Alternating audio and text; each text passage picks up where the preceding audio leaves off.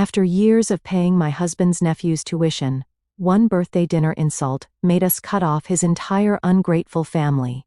I'm a 39-year-old female, and I've been married to Jake, a 42-year-old male, for over 15 years now. For the most part, our marriage has been great. We don't have a lot of issues, no huge fights or anything, except for one big thing that hit us a few years ago: infertility. I never really talked about it much, but we both really wanted kids. We tried everything, doctors, treatments, the whole deal, but nothing worked out for us. Adoption was something we considered, but it's a huge process where we live. You'd think it'd be easier to help a kid in need, right? But it's not. Plus, with both Jake and me working full-time, it felt impossible to give a kid the attention they deserve. We didn't want to be those parents who adopt and then don't have time for the child. So, we decided to put that plan on hold. Around that time, we had this idea: since we couldn't have kids of our own, we figured we'd help out family instead. Jake's sister, Karen, a 44-year-old female, was really struggling. She's a single mom with 3 kids, and her ex-husband, Frank, was a real piece of work. Total deadbeat, alcoholic, barely paid child support. Karen was doing her best, working 2 jobs just to get by, but it was clear she was drowning. Her kids, Lily, a 23-year-old female, Max, a 20-year-old male, and Lucas, a 17-year-old male, were good kids. But it was obvious Karen couldn't afford their education. So, being the nice people we are, Jake and I decided we'd help pay for the kids' schooling. It felt like the right thing to do. We didn't want Karen or the kids to feel like they had no options, and we had enough savings to cover tuition. Plus, it's family, you know? You help out when you can. At first everything seemed fine. Karen was super grateful, and her kids were respectful, at least back then. Lily, the oldest, was always a star student. She graduated college, got a great job, and was making something of herself. She thanked us all the time for what we did, even though she probably could have figured it out on her own, but we were happy to help. Max and Lucas were younger, still in high school, and at the time, they seemed like good kids too. They were doing fine in school, and everything felt like it was working out. We were helping out, the kids were doing well, and Karen wasn't as stressed out. Win-win, right? Well, things started to go south the moment Max finished high school. That's when I started noticing the shift in how he acted. He graduated, and we asked him, like we did with Lily, what his plans were for college. Instead of being excited or even appreciative, Max hit us with this: "I don't want to go to college. Just give me the money instead." I remember Jake and I just staring at him, confused, like, what? College money isn't pocket change you can just spend on whatever. So, Jake asked him, "What do you want the money for?" And Max casually says he wants to start a business.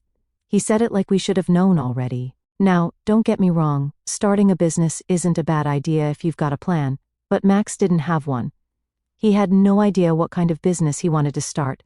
No clue about anything, really. He just said, "I'll figure it out," like that was enough for us to hand over thousands of dollars. Jake pressed him a bit more, asked, "Okay, what's the business idea?" And all Max could say was, "Something online." That was it. No details, no strategy, no nothing. Just something online. It felt like he thought we were stupid or something. We didn't say no right away, but we told him we needed time to think it over. Max just shrugged and said, "Cool," and left it at that. But that wasn't the end of it. A couple of weeks later, Max starts following up with us, like it's our responsibility to give him this money. He's texting Jake all the time, asking if we've made a decision. It felt like he was acting as if we owed him this money, which made zero sense to me. Jake and I sat down, talked it over, and decided there was no way we were giving him the money for this half-baked idea. Max had no business experience, no plan, and honestly, no respect for the fact that we were even considering helping him. We didn't want to set him up to fail by throwing money at something that wasn't going to work. When Jake told him our decision, Max completely flipped out. And here's the kicker. He didn't throw a tantrum at us. Oh no, that would have been too easy. Instead, he ran to Karen and Linda, Jake's mom, and started complaining that we weren't supporting him. He made it sound like we were being unreasonable, like we'd promised him this money and were now going back on our word. Then Karen gets involved, and now we've got the whole family breathing down our necks. Karen's telling us that we need to support Max's dreams. And Linda's saying we're not keeping our promise to help with the kids' education. Jake shut that down real fast, telling them both that we weren't giving Max the money because he had no plan. He made it clear we'd happily pay for Max's college tuition if he ever decided to go back to school, but we weren't funding some mystery business that didn't exist. Karen and Linda tried to guilt us into it, but we held firm. After a few rounds of back and forth, things went quiet for a while. I thought maybe that was the end of it. Karen mentioned something about selling some family heirlooms to give Max the money, which sounded like a terrible idea, but we stayed out of it. Whatever she wanted to do was her business. Then, surprise, surprise, Max's business never happened. All that talk, and it didn't go anywhere. No shock there. But here's where things get really awkward. After Max's business idea flopped, he came crawling back, acting like nothing happened. He told us he was ready to go to college now, and asked if we'd cover his tuition. And you know what? We did. We're suckers, I guess. But something was off. Even though we were paying for his education like we promised, Max's attitude toward us changed. He went from being friendly and talkative to giving us the cold shoulder.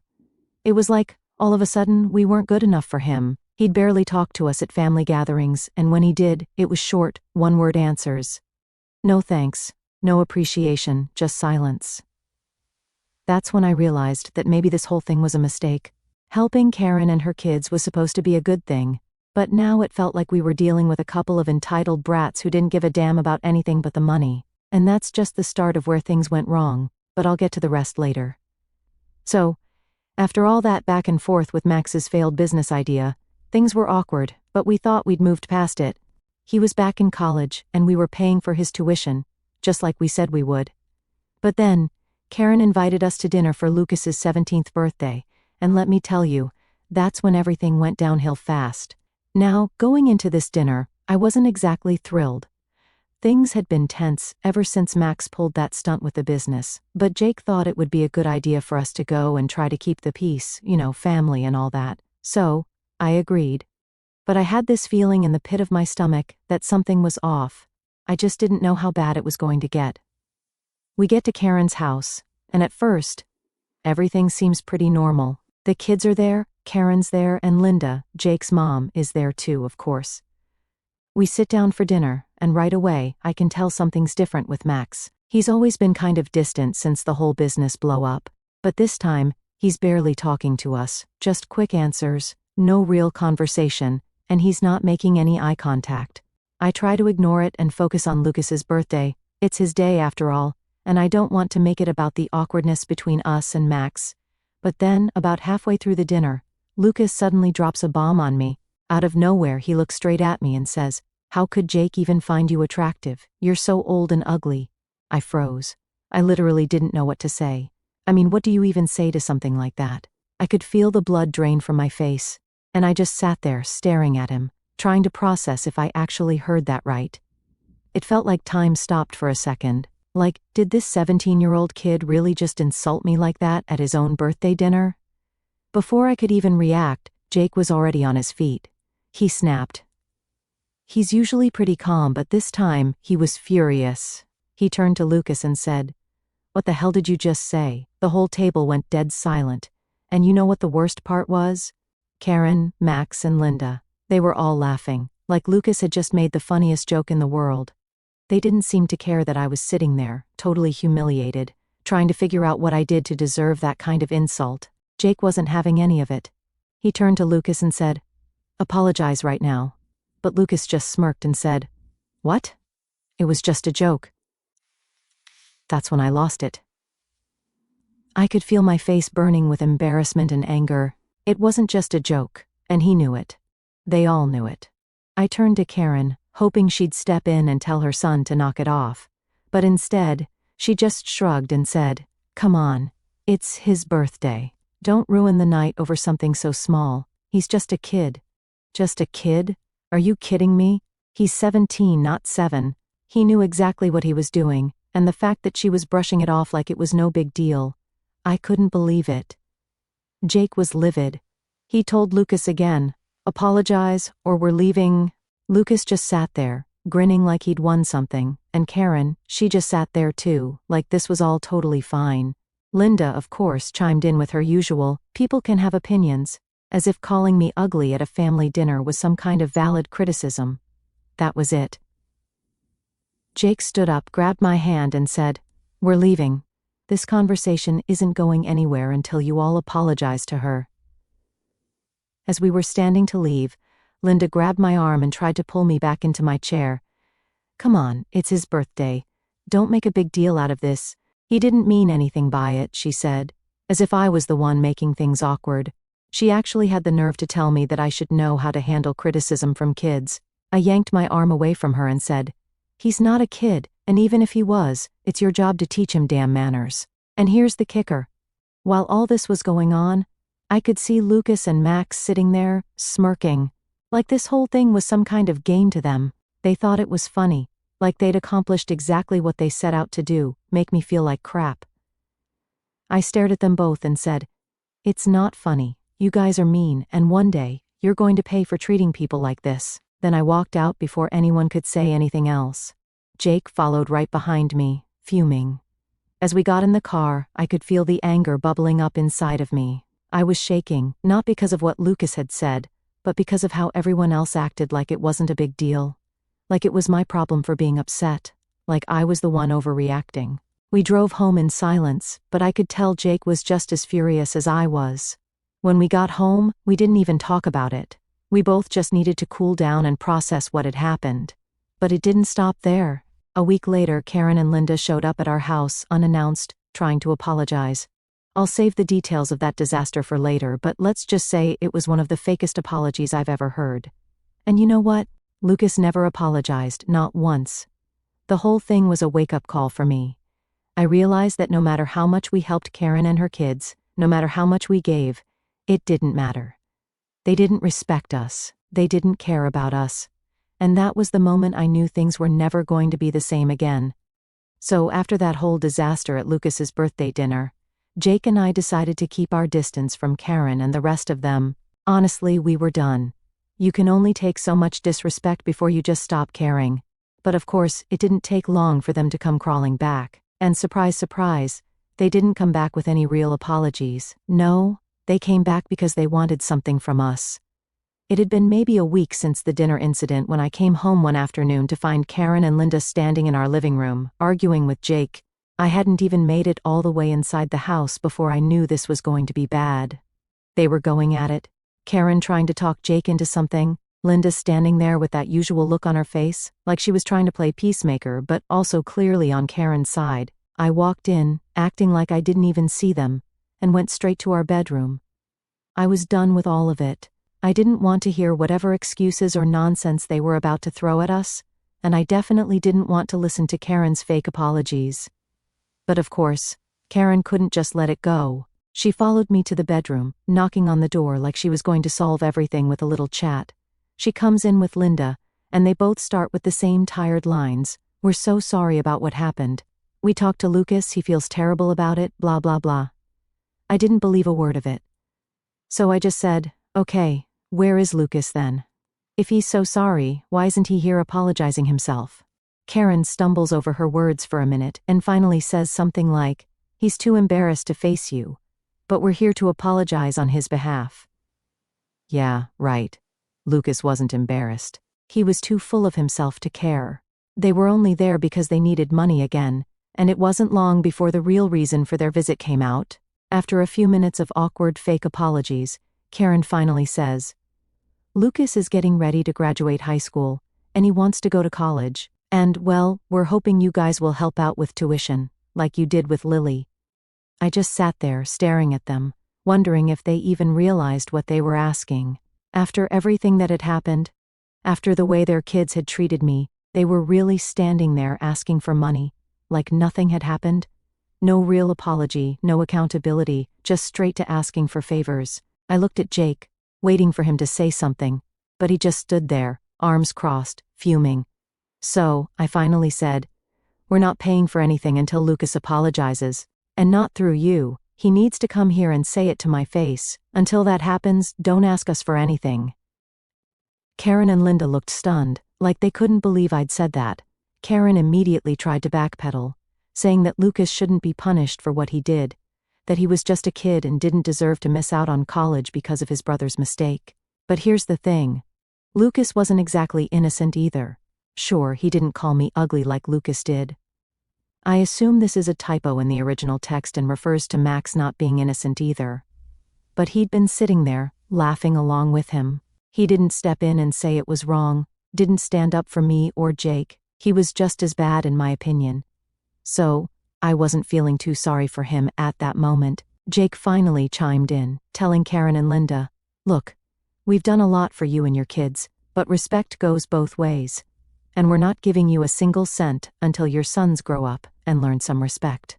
You could tell that's not what they wanted to hear. Karen started to cry, like full-on tears, saying she didn't know what else to do, that she was struggling and needed our help. She even tried to say that we were being unfair, punishing the whole family over a small mistake. That's when I snapped. A small mistake? Calling me ugly and laughing about it isn't a small mistake. That's disrespectful and hurtful. And the fact that you're standing here trying to defend it makes it even worse. If you want our help, then your kids need to learn that actions have consequences. Linda stepped in at that point, trying to calm things down, saying that we shouldn't let this one incident ruin the relationship. She did the whole "we're family" speech, telling us that we should forgive and move on because that's what family does. But, honestly, I was over it. I was done being the bigger person, done being the one who always forgave and moved on while they continued to take advantage of us. So, I told them, "No, until your sons show some real remorse and respect, we're not paying for anything. You need to figure this out on your own." The conversation went in circles for a while longer, with Karen and Linda trying every angle to get us to change our minds, but Jake and I stood firm. We weren't going to let them guilt us into giving them money. We'd been more than generous with them for years, and this was the thanks we got. It wasn't happening anymore. Eventually, they left, Karen still crying and Linda looking pissed off. Jake and I sat there in silence for a while after they were gone, just trying to process what had just happened. It felt like we'd crossed some kind of line, like things would never go back to the way they were before. And, honestly, I was okay with that. At that moment, I realized that we'd spent too long trying to make everyone else happy, trying to be the good family members, always there to help out. But none of that mattered if we weren't respected. Karen, Lucas, Max, they didn't appreciate anything we'd done for them. They just expected it. They acted like we owed them something, like they were entitled to our help. But that day, we made it clear, respect is earned, not given, and we weren't going to support people who didn't show us any. It felt like a weight had been lifted off my shoulders. For the first time in a long time, I wasn't worried about making them happy. I was focused on what was right for us, and that felt pretty damn good. So, after Karen and Linda showed up at our place, begging for money and offering their half-assed apologies, things went quiet for a bit. Jake and I were sticking to our guns. We weren't going to budge until we got a real apology from Lucas, and we weren't going to keep throwing money at people who couldn't show us basic respect. It felt good to stand firm, but I knew it was only a matter of time before we heard from them again. Fast forward a couple of months, and we get an email from Max. Not a call, not a visit, an email. And what does this email say? It's basically a demand for us to pay for Lucas's college tuition. No apology, no acknowledgement of what had happened, just a link to the tuition payment page, like we were some sort of ATM. I was honestly shocked at the audacity.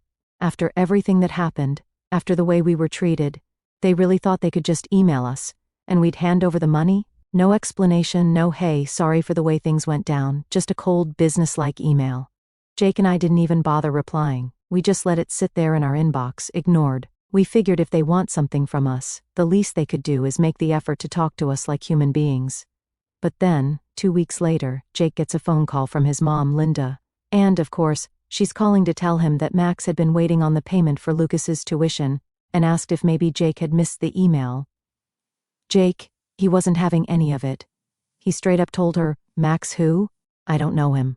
Linda went silent for a second, probably trying to figure out if Jake was joking or serious. And then she starts in with her usual crap. "Oh, come on. You can't still be holding a grudge over something so small. Lucas didn't mean it. Your wife probably misunderstood what he said." Jake just sighed and said, "Enough, Mom. We're done. We're cutting them off, and we're not paying for anything.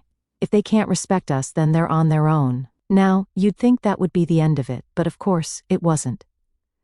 Within minutes, Karen was blowing up Jake's phone, texting him apology after apology. She was clearly in panic mode, saying how she'd make the boys apologize, and how they couldn't afford to lose our support.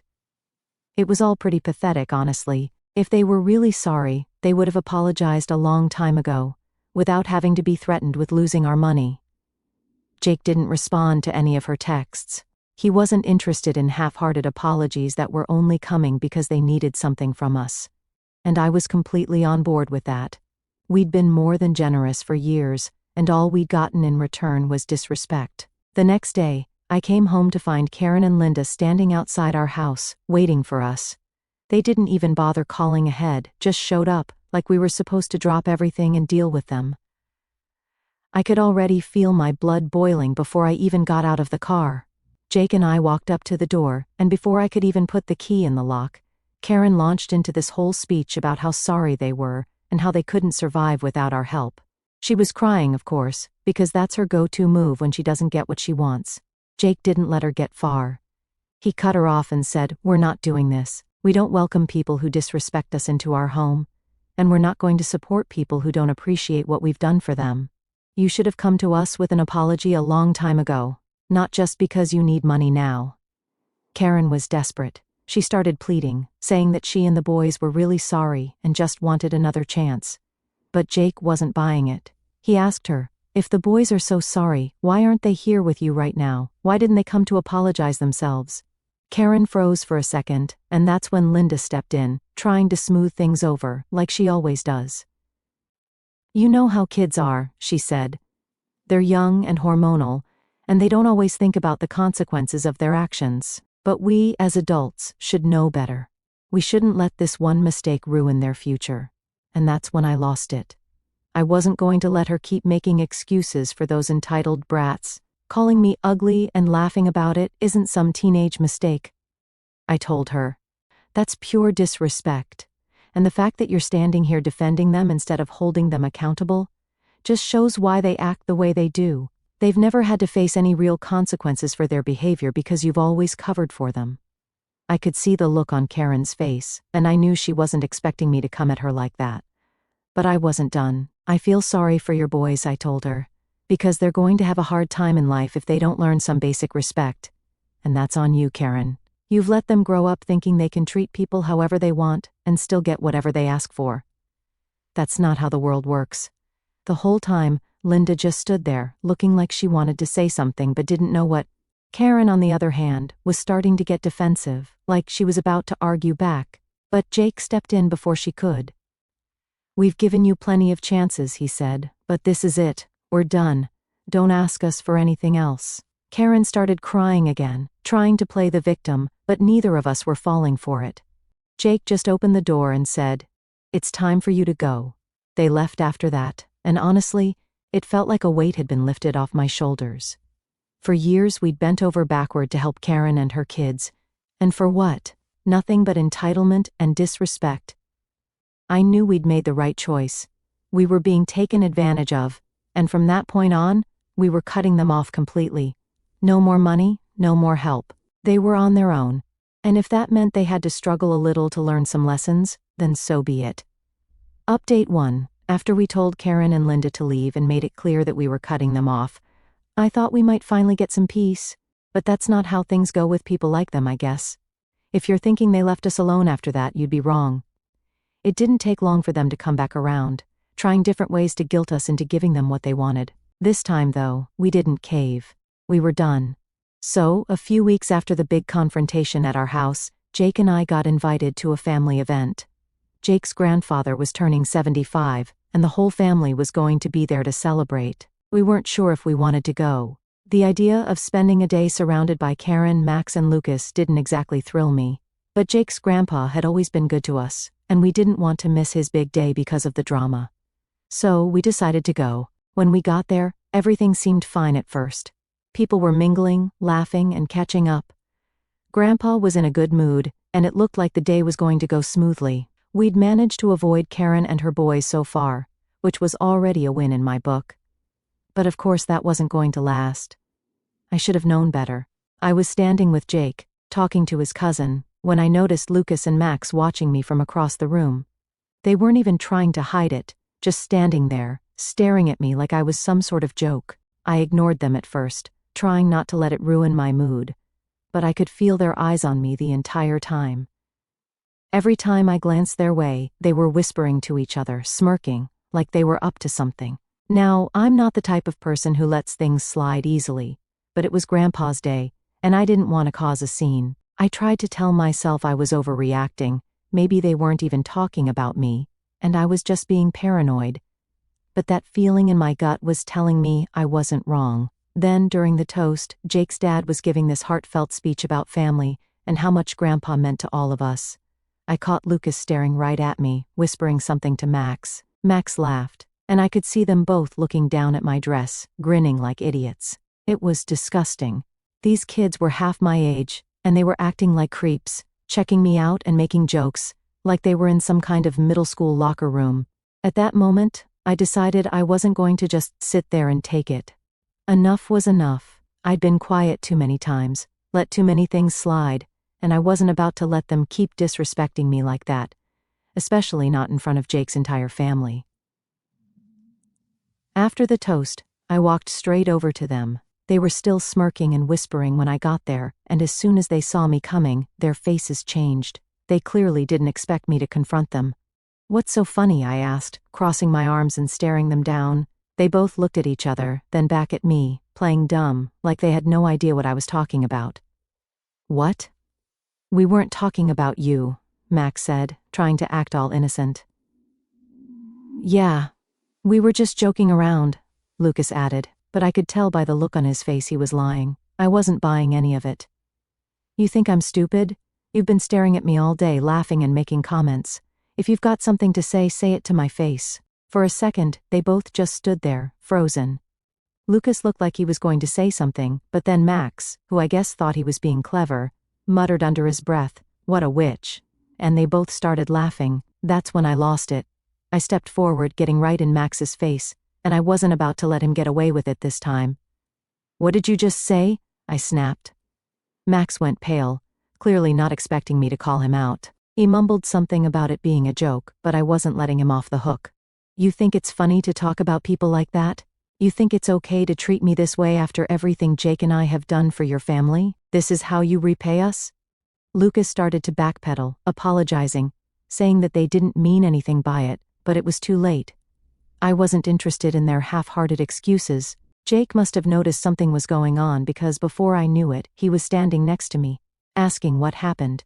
I told him everything, right there in front of them, and Jake, he was livid. He turned to Max and Lucas and said, "If you don't apologize right now, you're both done. You'll never get anything from us again." But even then, Max just stood there, refusing to say sorry. Lucas at least had the decency to look ashamed and mutter some weak apology, but Max, he didn't care. He just stood there, arms crossed, daring us to do something about it. Jake shook his head and turned to walk away, and I followed, but not before making it clear to both of them. "You think you're untouchable? You're not. You're going to learn the hard way that people don't just take your crap forever." We left them standing there, looking dumbfounded, and I could feel the tension in the room. People had definitely noticed something was going on, but I didn't care anymore. I was done keeping up appearances for the sake of family. If they wanted to act like jerks, they were going to face the consequences. The rest of the day was awkward, to say the least. Karen gave me some weird looks, probably knowing something had gone down but not daring to say anything.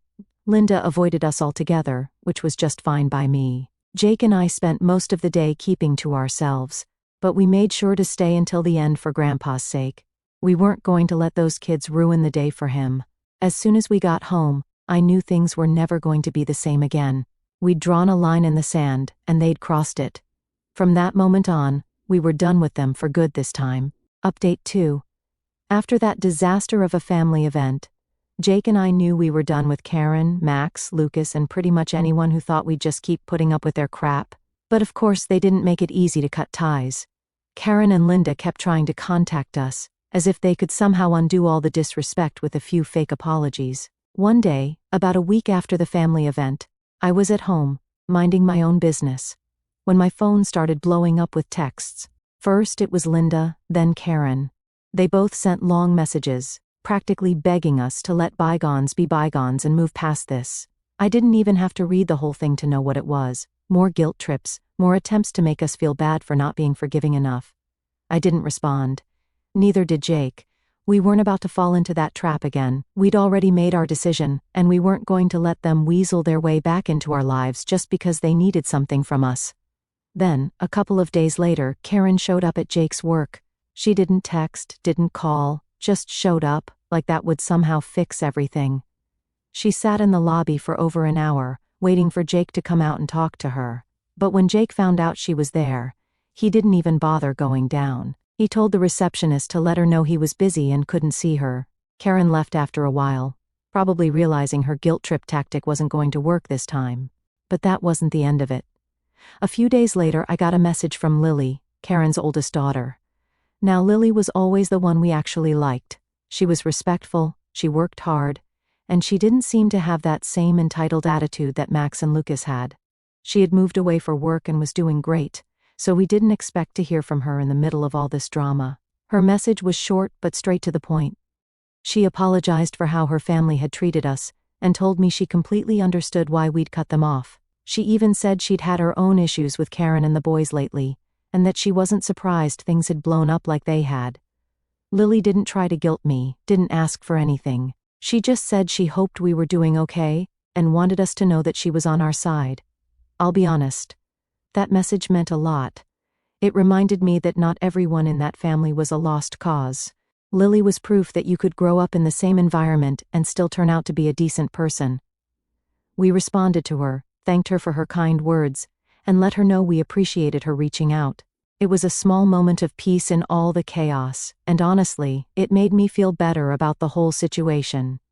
It reminded me that Jake and I had made the right decision by cutting off the people who didn't deserve our kindness, and from that point on, we stayed firm, no contact, no more chances.